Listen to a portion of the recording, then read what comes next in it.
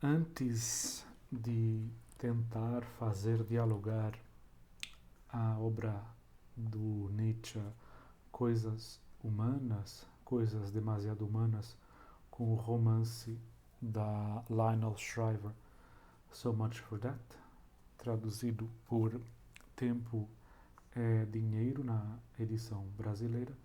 Antes disso, gostaria de ler uma passagem do Charles Handler, citada pelo Paulo Diorio, no seu livro sobre a viagem de Nietzsche à Itália, Nietzsche na Itália.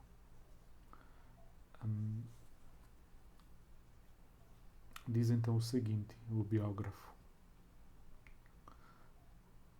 sobre o título Coisas Humanas.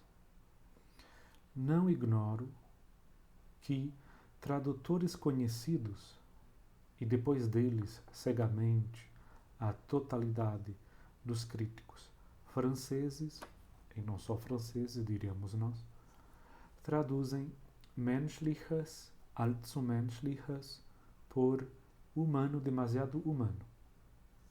Eles traduzem como se Nietzsche tivesse escrito menschlich, allzu menschlich. Porém, Nietzsche acrescentou uma desinência e, portanto, é preciso traduzi-la. Menschlich, allzu menschlich seriam adjetivos, numa função de atributo. Há contrassenso em confundir essas duas funções. Nietzsche, que com frequência pensava em latim, poderia ter intitulado seu livro Humana Nimis Humana. Não se tem o direito de traduzi-lo como se ele tivesse dito humanum, nimis humanum.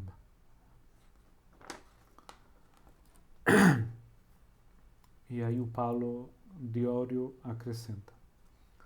Acrescentemos que, para lê-lo filosoficamente, lê-lo a Nietzsche, convém dar mais um passo atrás e lê-lo em grego, com uma remissão, uma referência e uma resposta às coisas humanas, ton anthropinon, sem valor, de Platão. Posto isto, tentemos então fazer dialogar esta segunda parte das coisas humanas com Tempo é Dinheiro, de Lionel Shriver. No prólogo, a segunda parte, na segunda seção, no segundo parágrafo, Nietzsche fala de seu livro, de Coisas Humanas, Assuntos Humanos, Negócios Humanos, como uma doutrina de saúde. Então temos aqui uma tradução conceitual por parte do próprio Nietzsche em relação ao que ele está fazendo nessa obra e, creio, acrescento, não só nessa obra. O pensamento talvez seja sempre um esforço de saúde. Ao mesmo tempo, poderíamos dizer que a filosofia adoece o corpo. Muitos livros fazem mal ao corpo, como o Kohelet já sabia. Ler muito estraga os olhos. Mas então há uma doutrina da saúde, uma teoria da saúde no Coisas Humanas.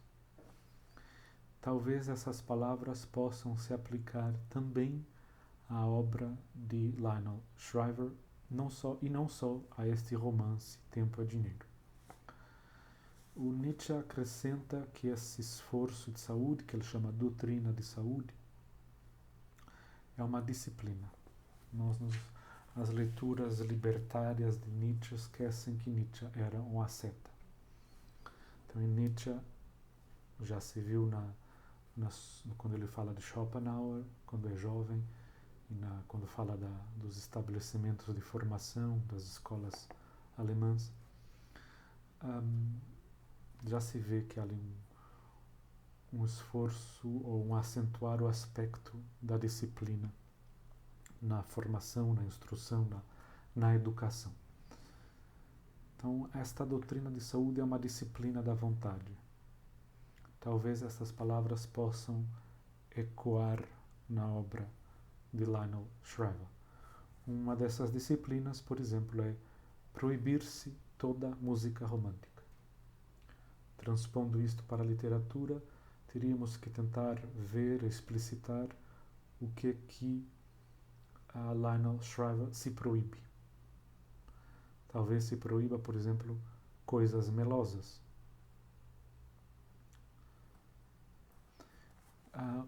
O Nietzsche vai ao ponto de dizer que há que tomar partido contra si mesmo.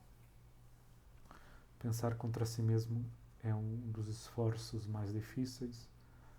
Talvez não consigamos sempre, talvez quase nunca. Então estas personagens, talvez por momentos, assim, em alguns lampejos, consigam aceder a esse ponto de vista que suspende o apego a si próprio e consegue ver uma perspectiva outra, como se eu fosse um outro.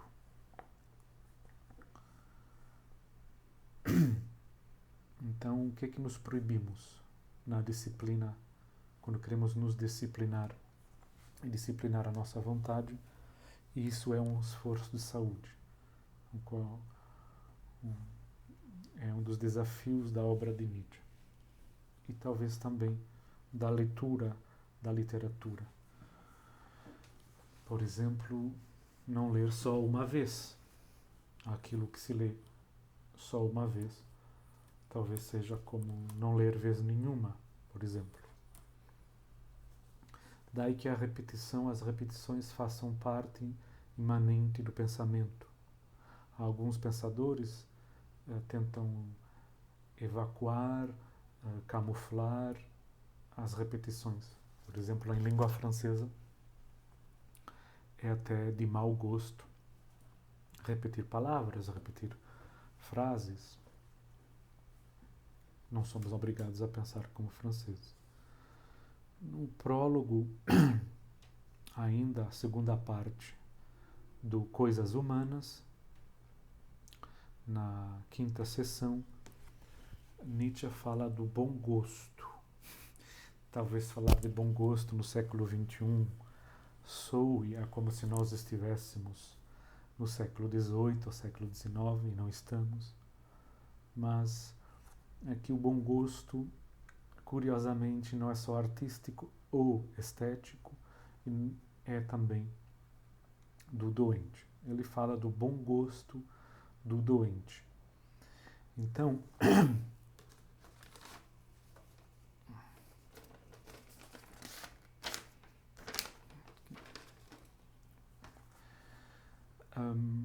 qual seria o bom gosto do doente? O Nietzsche diz que é parecer alegre, parecer jovial, parecer objetivo, parecer curioso, malicioso.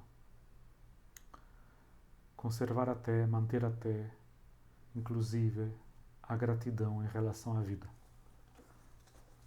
Nós pensamos imediatamente, podemos pensar imediatamente, se estivermos lendo as obras de Lionel Shriver, que os personagens, nomeadamente a Glenys, estando doente, então, neste critério, seria um doente com mau gosto. Ela não quer parecer alegre, a Flica também não. Elas não querem parecer joviais, não querem ser boazinhas. Curiosas talvez, mas até certo ponto. Em algum ponto, a curiosidade cai. As novidades já não têm importância. Os jornais já não têm importância. O que acontece no mundo já não tem importância. Então, talvez uma fase terminal da doença seja uma fase em que até a malícia desaparece. Talvez estejamos mortalmente doentes quando perdemos até a nossa malícia. A dificuldade em manter, preservar a gratidão para com a vida implica que já haja gratidão antes, senão não é uma manutenção, não é uma conservação, é uma conquista. Então, há alguma coisa no manter a gratidão que tem a ver com o nosso bom gosto enquanto doentes. Então, talvez seja mau gosto a ingratidão, mesmo na doença. Mas falar de bom gosto e de mau gosto no século XXI poderá parecer, poderá ter que ser um pouco kitsch. Ainda no prólogo, na quinta sessão, no quinto aforismo, como se quiser chamar, o Nietzsche fala de uma tendência fundamental do pessimismo, que é neste caso no pessimismo que ele associa ao romantismo, do pessimismo romântico. E essa tendência fundamental de todo pessimismo não é científica. Então há um modo, uma atitude pessimista que é a sua inclinação natural fundamental e que se afasta do que é científico. O que é? Nietzsche diz que é inflar as experiências pessoais. Interpretar as experiências pessoais, as vivências singulares, como juízos universais, como julgamentos gerais, ou até mesmo, inclusive, como condenações do mundo.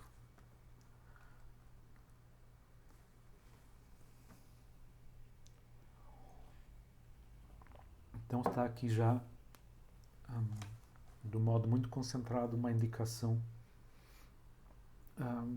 que é um contraponto em relação aos momentos em que Nietzsche vai na direção de uma singularidade fechada em si mesma.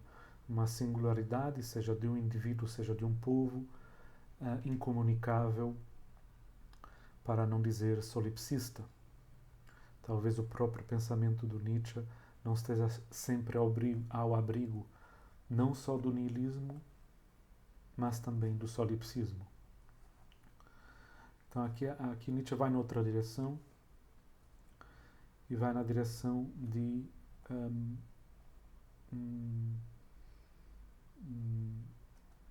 ele não chega a dizer aqui que não há juízos universais, mas para ter cuidado com essa universalização, ter cuidado com essa generalização a partir da experiência própria. Será que isso significa, então, ensimismar-se ao ponto de cair no solipsismo? Ponto de interrogação. Se cada fisiologia de cada corpo for tão única que não haja uma comunidade dos corpos, estaremos então encerrados na nossa patologia, na nossa esfera privada? Mas aqui podemos pensar na Glenis, que de algum modo age às vezes assim, ou pensa às vezes assim, ou sente às vezes assim. Eu vou morrer, quero que todos morram. Eu vou morrer, então congratulo-me numa espécie de combustão universal, de hecatombe cósmica.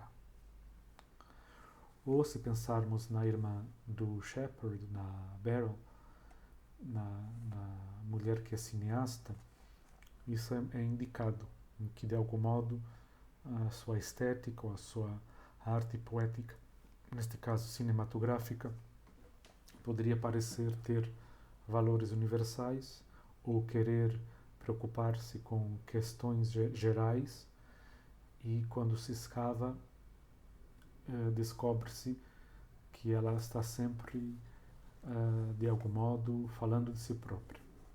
Será então que o pintor pinta-se sempre a si mesmo? Cada pintor pinta sempre o seu próprio autorretrato? Será que o poeta é sempre lírico, está sempre dizendo eu?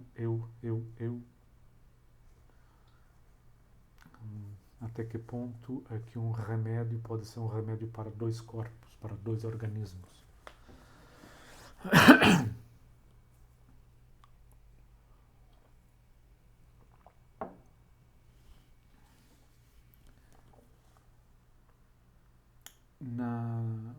O livro, a segunda parte do livro do Nietzsche, se divide, por sua vez, em duas partes.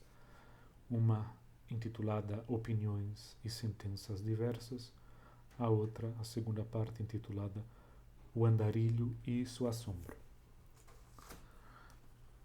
Nas opiniões, na primeira parte, no parágrafo 68, Nietzsche fala de compaixão. E diz, uma daquelas coisas que Nietzsche às vezes diz, que nós ficamos assustados em relação à compaixão, que a compaixão lida com o paciente, com aquele que está doente, como um charlatão. A compaixão se relaciona com a saúde do doente como um charlatão. Isso é muito impressionante, muito constrangedor. Então, lança suspeita sobre a compaixão, talvez mais que suspeita, lance ácido sobre a compaixão. Nós já vimos antes que os conselhos que se dão a alguém que está doente, às vezes, na visão do Nietzsche, são uma tentativa de pôr-se acima, de exprimir a sua superioridade. Aqui nós vemos que às vezes a compaixão em relação aos doentes é charlatanismo. O Shepard descobriu que isso talvez seja assim. A mulher dele está doente, as pessoas às vezes exprimiam, os amigos, conhecidos, parentes, colegas, exprimiam a sua compaixão e até a sua vontade de ajudar, e depois, um por um, iam desaparecendo do mapa e não ajudavam coisa nenhuma. Há momentos em que o Shepard descrê da humanidade. O pai do Shepard, que era pastor, perde até a crença, perde a fé. Então este é um romance que nos provoca em relação aos limites da compaixão e aos sentimentos voluntaristas, voluntariosos de querer ajudar os outros. Ainda na primeira parte, nas opiniões, no parágrafo 169, o Nietzsche fala dos gregos, o que não é inabitual para um filólogo e para o Nietzsche em particular. Ele diz que os gregos sentiam em sua arte o jorrar e o transbordar de sua própria saúde. Eles amavam ver a sua perfeição fora de si mesmos, eles eram levados à arte pela fruição de si mesmos. Os nossos contemporâneos são levados à arte pela aversão de si mesmos. Aqui um contraponto que nos obriga a pensar não só em questões estéticas e artísticas, mas talvez na nossa vida em geral, na medida em que nossa vida em geral, na nossa animalidade, na nossa humanidade, é sempre uma questão de gosto. Nós estamos sempre, constantemente, exercitando juízos estéticos e artísticos. Então, o que daquilo que nós fazemos é, por assim dizer, motivado, animado por aversões, o que aqui, aquilo, dentre aquilo que nós fazemos, é fomentado, despoutado, engendrado por fruição de si mesmo. E como encontrar critério para distinguir, ajuizar entre um aspecto e outro aspecto. Podemos pensar no Jackson, que leva tão a sério a escultura de si mesmo, o querer esculpir o próprio corpo, uma das nossas manias contemporâneas, que acaba por, em nome da fruição de si mesmo, perverter o seu gesto em aversão de si mesmo, em autodestruição. Então, até que ponto é que os nossos gostos por exemplo, por músicas, por filmes, são fruto da fruição ou são sinais ou sintomas de repugnância, de desgosto, de rejeição de si mesmo. Na visão do Nietzsche, então, os gregos queriam pôr fora deles mesmos uma imagem deles mesmos na sua completude, no seu poder perfazer-se. A artística ou a arte poética grega teria então a ver com uma forma que é capaz de ser levada a cabo, com conseguir desenhar uma figura até o fim.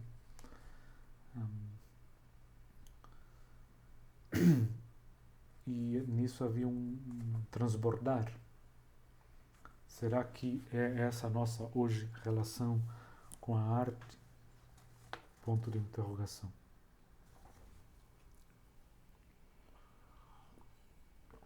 No final do romance, a Glenis tem como que um impulso,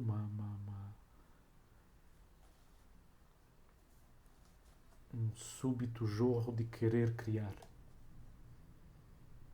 Mas será que neste caso é um sinal de saúde ou um sintoma, digamos, de enfraquecimento, de debilitação?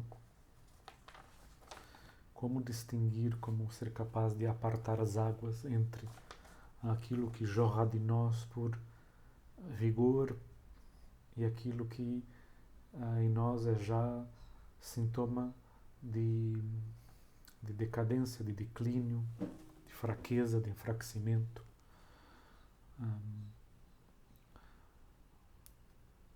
A Lionel Shriver, contrariamente a Elena Ferrante, por exemplo, aparece nos meios de comunicação. Ela tem até alguns trabalhos de jornalista, alguns artigos. E isso nos leva a pensar até que ponto é que há no fazer dos seus romances um querer pôr fora de si mesma uma imagem da perfeição do homem contemporâneo, na medida em que talvez os homens contemporâneos não possam considerar-se no seu serem capazes de finalizar uma figura, teremos a resposta.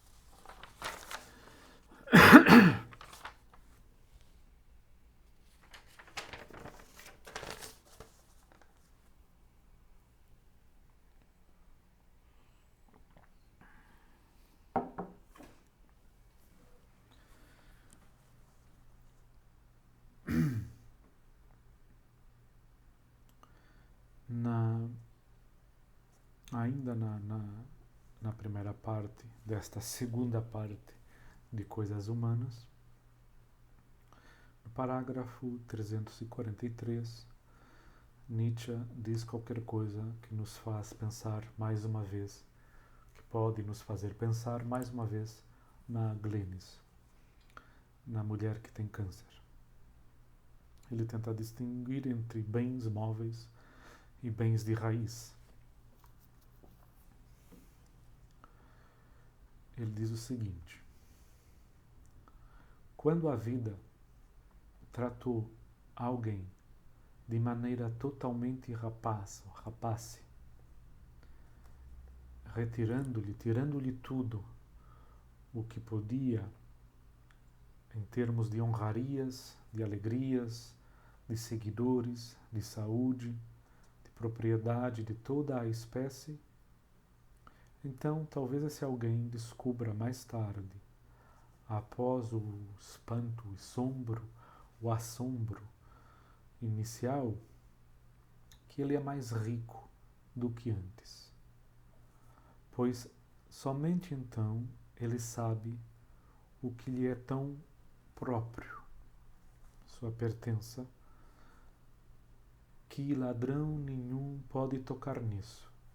E assim ele talvez saia de toda essa pilhagem, de toda essa desordem, com a nobreza de um grande proprietário de terras. Então, o que é que pode nos ser tirado? O que é que não pode nos ser tirado?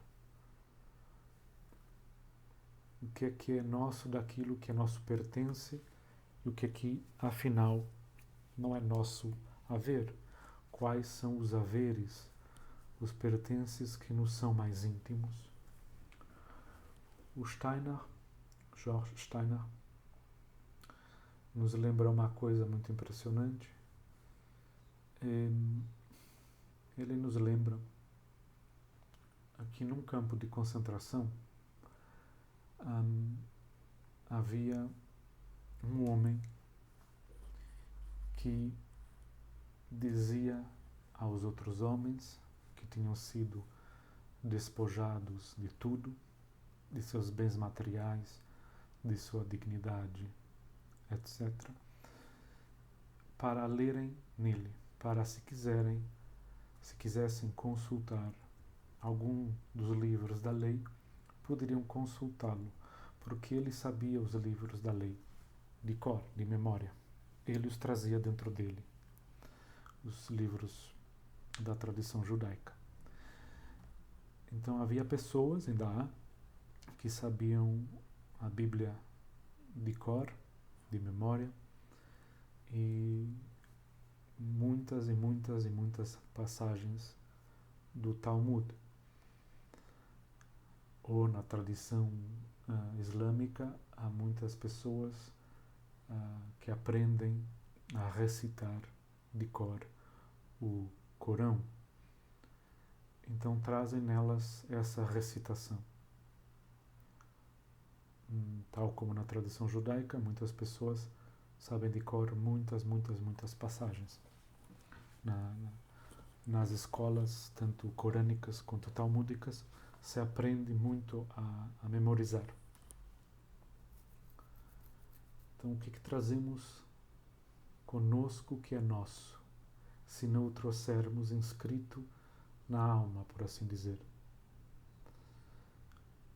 Os carrascos puderam roubar tudo, as pessoas que jogaram nos campos de concentração.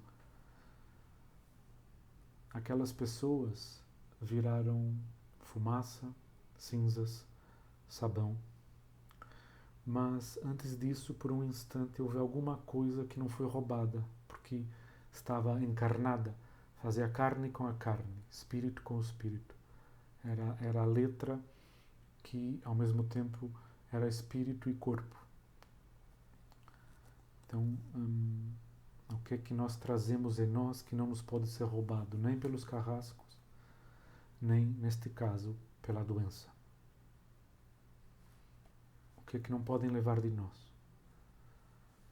Creio que esta é uma das meditações não só nietzschianas, filosóficas, teológicas, religiosas, mas também romanescas, literárias. Neste caso da Lionel Shriver, em relação àqueles que vão morrer, aqueles que vão tornar-se só imagem. O que é que resta deles? Qual a obra que pode ser um rastro ou não? Qual o rastro que nós conseguimos deixar e quais as obras em redor das quais as gerações podem se reunir?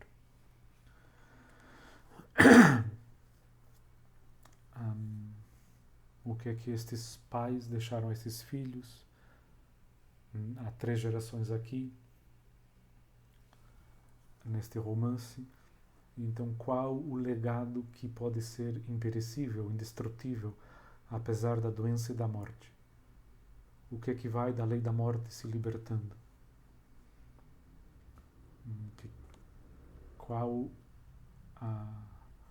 Quais as nossas forças que resistem ao enfraquecimento patológico? O que é que somos capazes de deixar? E o que é que somos capazes de acolher daquilo que os outros nos deixaram? A questão não é só o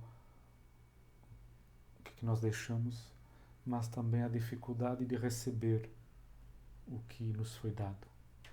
O que é que temos que não nos tenha sido dado? O que é que temos que não tenhamos conquistado daquilo que nos foi dado? Então, creio que estas passagens nietzschianas ajudam a lançar alguma luz sobre a inquietação em que estão estes personagens e em que estamos nós todos. Ou talvez muitos de nós.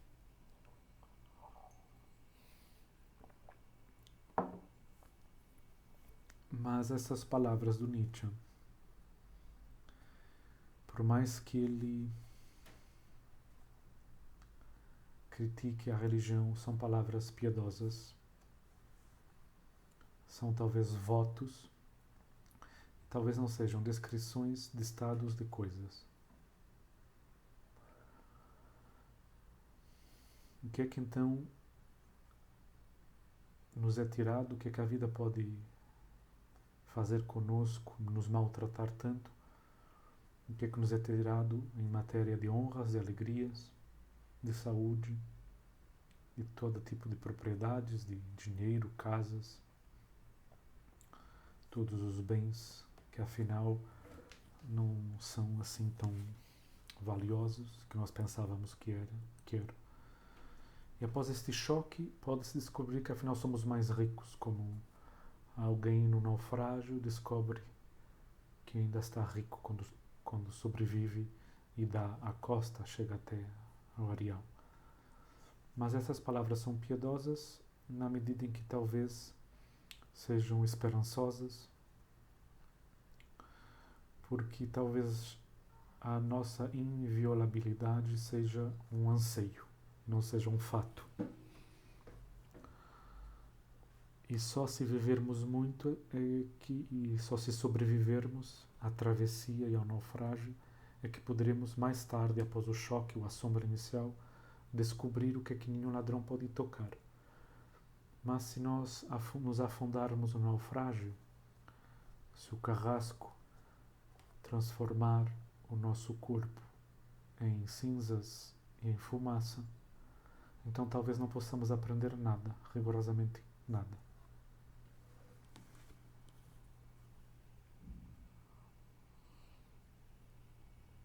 O que a Glennis aprendeu com a sua doença?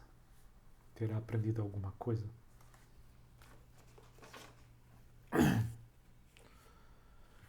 No parágrafo 356, ainda das opiniões, Nietzsche fala da utilidade da saúde frágil e fala de escritores.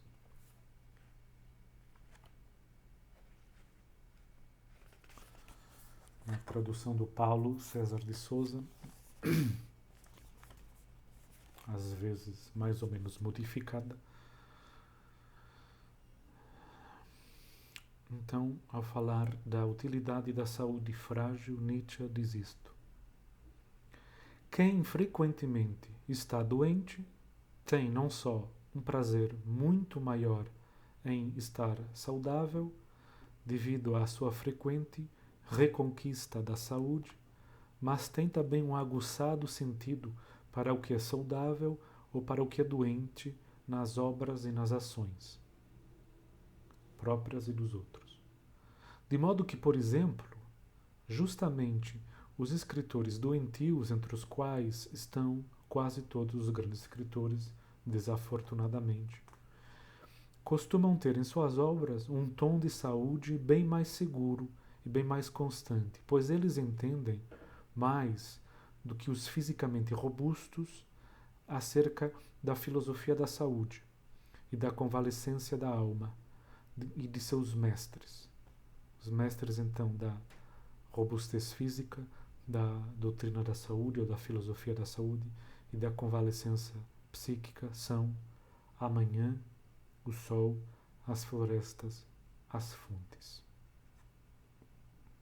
Temos aqui sempre o tom jocoso, brincalhão do Nietzsche, quando não é fanático, quando ele consegue controlar o seu fanatismo, em que precisamente os escritores doentios costumam em suas obras ter um tom de saúde mais seguro. E aqui está então um critério para ler Lionel Shriver. Até que ponto é que sua obsessão com o corpo, sua obsessão com a saúde é um sinal de robustez ou um sinal de que é um escritor doentio. Qual então a filosofia da saúde e do recobro psíquico imanente nas obras da Lionel Shriver. Esta utilidade da saúde frágil talvez requeira que se precise que o valor não está então talvez na fragilidade, mas no ir sendo capaz de ir recuperando a saúde. Nietzsche não me parece que esteja fazendo aqui o elogio da fraqueza, uma apologia da fragilidade. Está talvez acentuando que ao estarmos doentes, quando somos escritores, conseguimos ter acesso a alguns pontos de vista que quem está quem é saudável mais constantemente não consegue ver. Isto talvez possa também se traduzir em termos de, ou transpor em termos de classes, em termos de pobreza e riqueza, e em termos de urbanidade ou rusticidade. Quem oscila entre campo e cidade talvez veja coisas que quem só está no campo ou só está na cidade não possa ver. Quem é rico às vezes não consegue aceder ao ponto de vista de quem é miserável e vice-versa. Os pobres tampouco entendem os ricos. Mas quem oscila, quem é capaz talvez de já ter sido muito rico ou já ter sido muito pobre, talvez possa ter um ponto de vista mais alargado, um pensamento mais alargado. Talvez.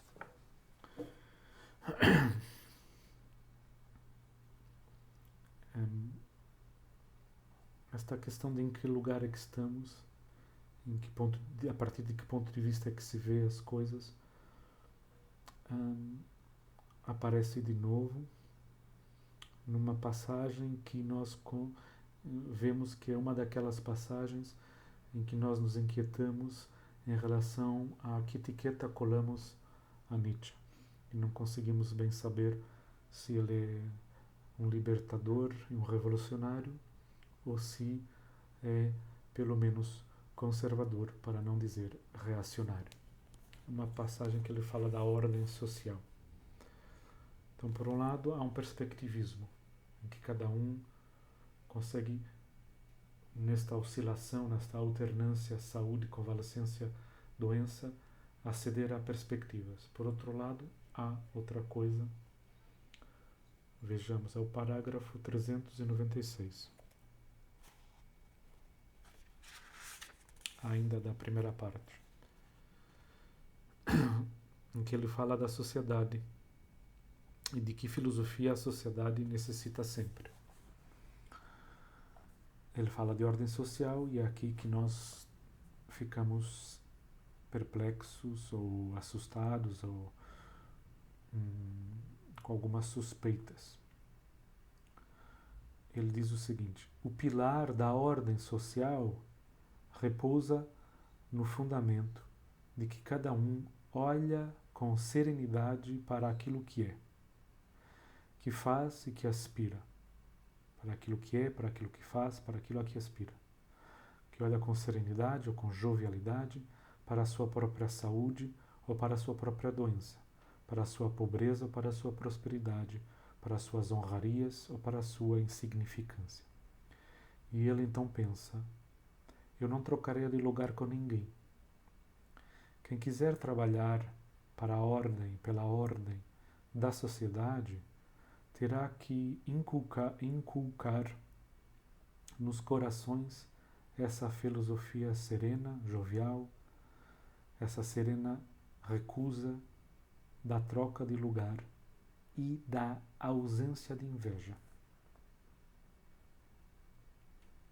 Então, por um lado, uma mobilidade, ao nível pelo menos do pensamento e da saúde.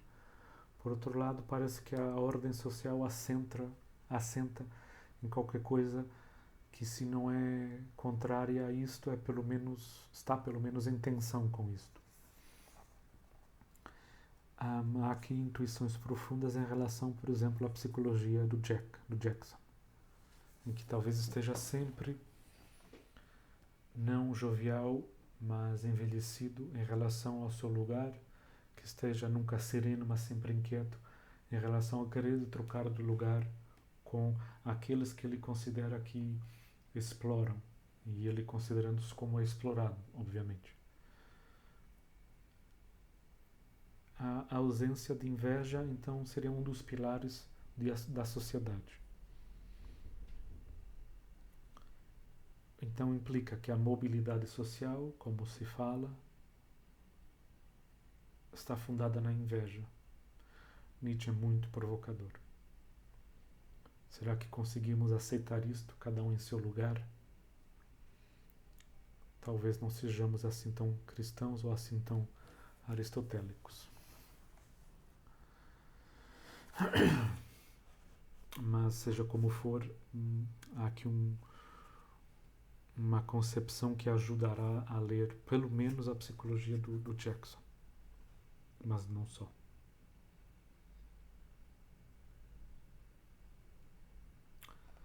Ainda há 2 ou 3 passagens, 2 ou 3 trechos. Agora na segunda parte desta segunda parte do Coisas Humanas, em relação, claro, com o que já vimos, no parágrafo, na seção 129.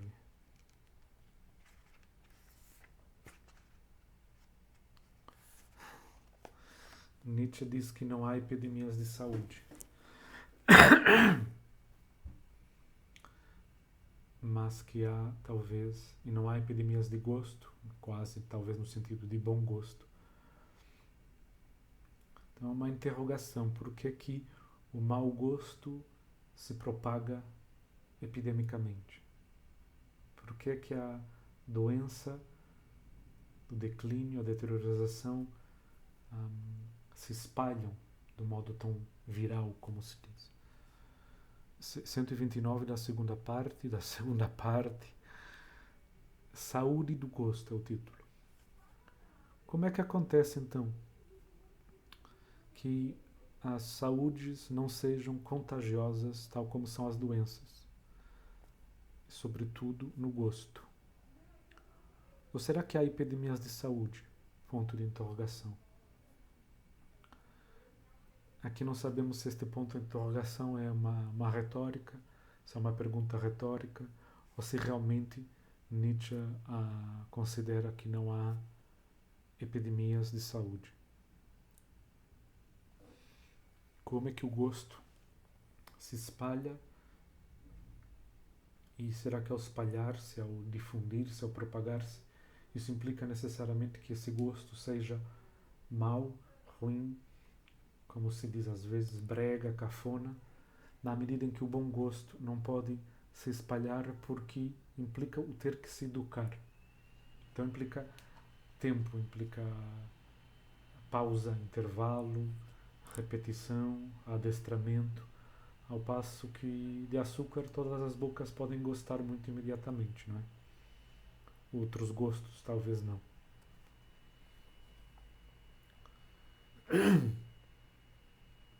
No parágrafo 188, Nietzsche fala de cultura, algo que recorre, que é muito recorrente nas obras do Nietzsche, uma das suas inquietações.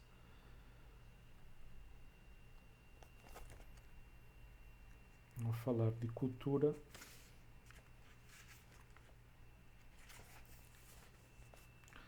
ele fala de transplante, de transplantar, de arrancar as plantas e botar noutros lugares. E esse transplante pode ser um transplante que é um tratamento, uma cura ou pelo menos um remédio. Então, para o Nietzsche, de um modo análogo a uma maneira quase naturalista de pensar, a cultura seria algo como uma atmosfera, um ambiente, um clima. E a saúde seria uma relação com esse ambiente, com esse clima, mas nem todos os climas são propícios ao vigor de todas as espécies, de todos os organismos.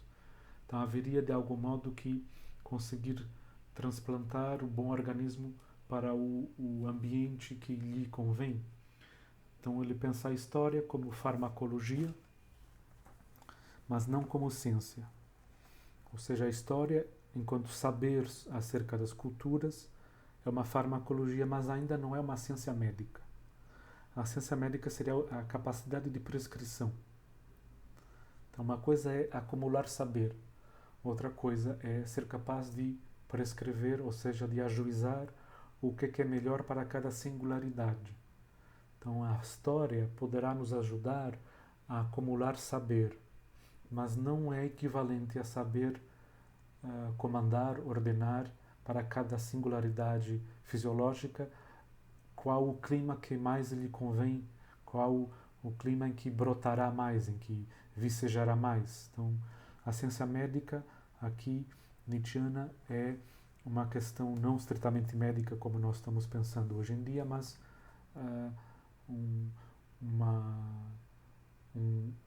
dar o remédio que convém àquela planta, àquela pessoa, àquele animal, para que possa vicejar, brotar em toda a sua saúde.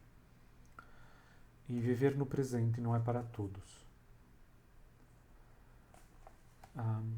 Eu creio que este romance da Lionel Shriver é um romance em que o que está em jogo é muitas vezes a conquista do nosso instante, desse instante aqui, deste presente aqui. Isso aqui, nas palavras do Nietzsche, é posto em causa enquanto remédio universal. Talvez nem todos consigamos estar aqui e agora. Não é um tratamento para todas as doenças o ser capaz de estar diante do nosso dia. Mas talvez não consigamos deixar de pensar que quem é capaz de estar diante das coisas está mais são.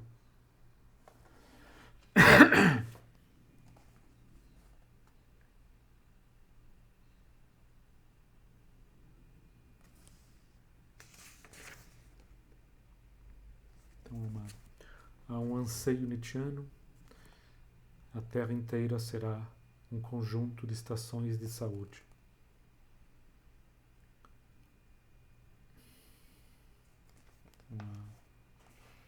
A fidelidade à Terra é transformar a Terra num lugar de saúde. Talvez seja esse um dos sentidos do esforço de pensamento nietzschiano.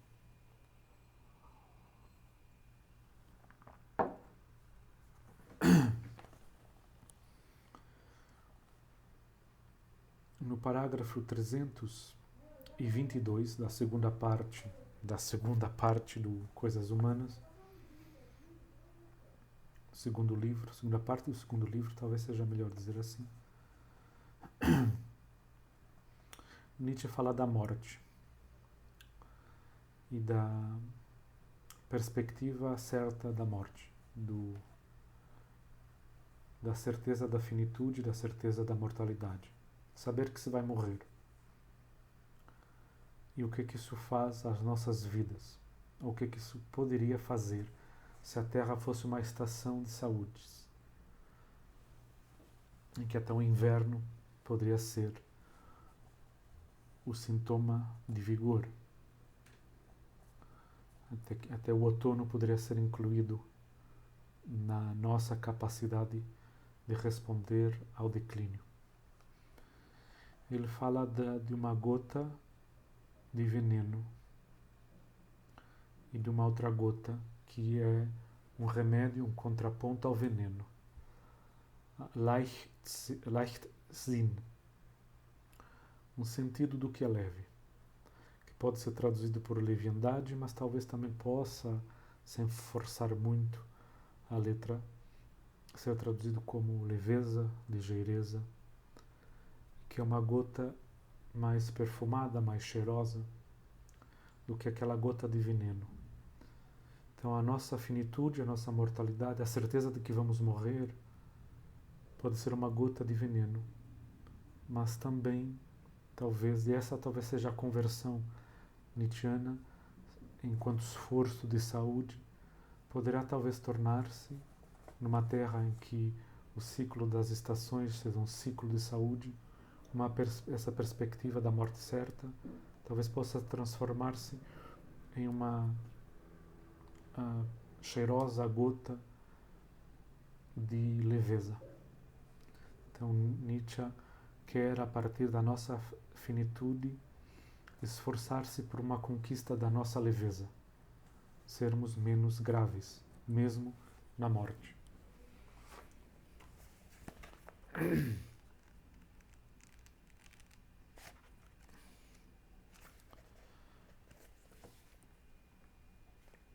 Com a perspectiva certa da morte, ele escreve: uma deliciosa, odorosa gota de leveza, de despreocupação,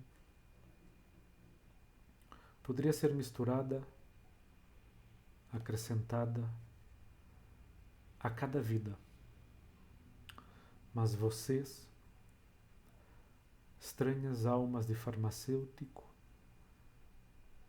fizeram dela, da morte, da perspectiva da morte, uma gota de veneno de sabor maligno. Übel schmeckend. Uma gota de veneno que tem um sabor ruim. E assim toda a vida se torna asquerosa, repugnante. Então quem são estes vocês a quem ele se dirige? Ele fala de estranhas almas de farmacêuticos, psiquismos bizarros.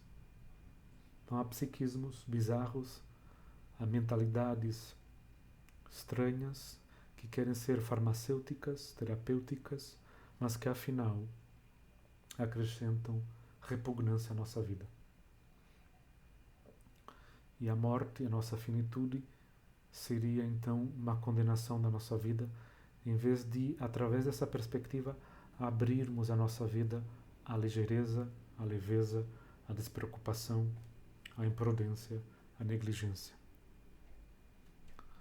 Talvez então esteja aqui um dos grandes desafios do pensamento nietzschiano, que é talvez também uma chave para ler Tempo é Dinheiro, que é, diante da gravidade da morte, qual é a nossa despreocupação possível.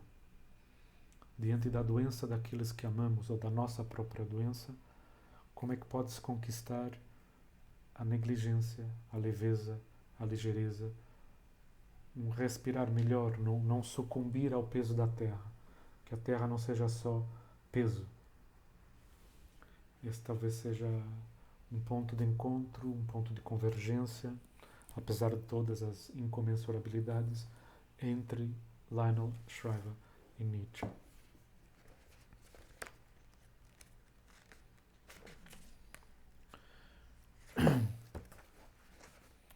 No capítulo 10, no 10º capítulo da Tempo é Dinheiro,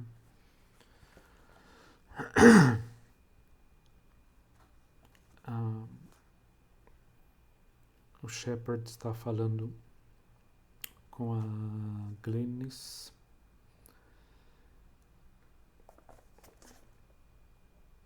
com a mulher dele, e ela manchou o carpete com pingos de sangue,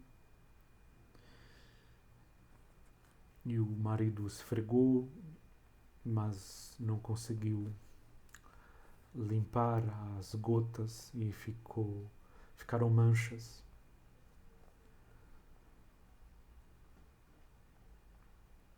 E aí o narrador diz assim: era o tipo de dano que em épocas passadas ele teria tentado melhorar com esfregadas obsessivas e produtos de limpeza fortíssimos. Teria medo de que o depósito de garantia do aluguel corresse perigo, de que o senhorio os desfalcasse do preço do carpete. Agora, pensou, foda-se. Depois eu jogo um pouco de sal nisso. Havia algo então que se podia arrancar dessa história de mortalidade. Algo mais esclarecedor do que a mera perspectiva. A apatia.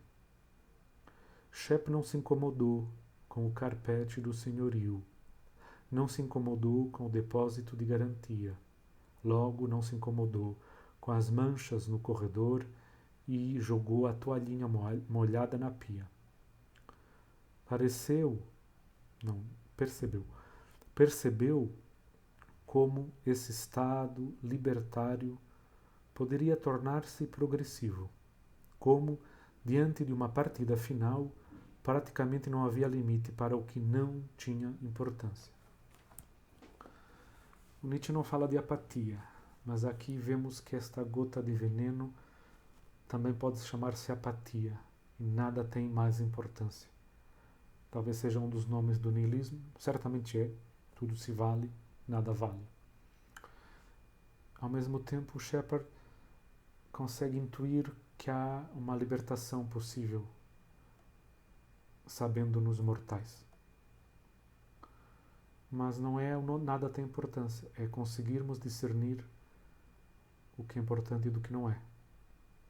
Então a morte pode nos jogar na apatia, pode nos lançar na indiferença em relação a tudo, mas também pode nos obrigar a tentar distinguir o que importa do que não importa. Talvez.